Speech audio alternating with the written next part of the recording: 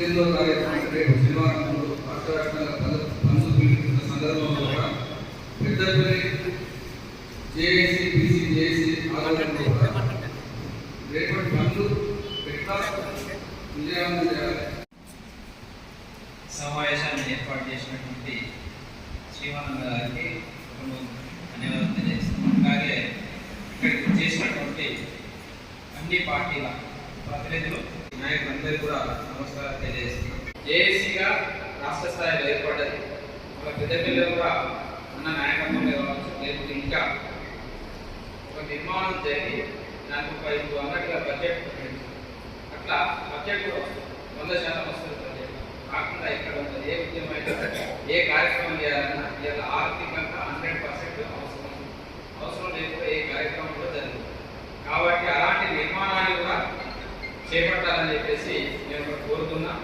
యాదవ సంఘం నుంచి కూడా పార్టిసిపేషన్ చేస్తున్నాం. నాకు మా సంఘం ప్రతినిధులు అంటే మా అధ్యక్షుడు కానీ మా వర్కింగ్ ప్రెసిడెంట్ కానీ చెప్పడం జరిగింది.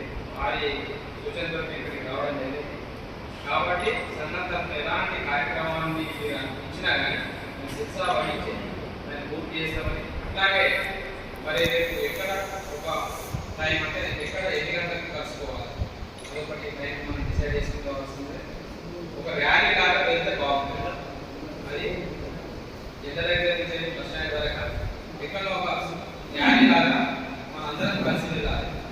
కలిసి వెళ్ళినప్పుడు మన ఉద్యమం జరుగుతుంది అనేది ఒక సంకేతం ప్రజల్లో చెప్తుంది. కాబట్టి దీని తర్వాత కూడా మళ్ళీ ఇదే విధంగా ఒక రౌండ్ టేబుల్ సమావేశాన్ని ఏర్పాటు చేసి దానికి ఒక కార్యాచరణను ప్రకటించి మరి ఇవాళ దేశంలోనే మన తెలంగాణలో మొదలైతుంది ఉద్యమం.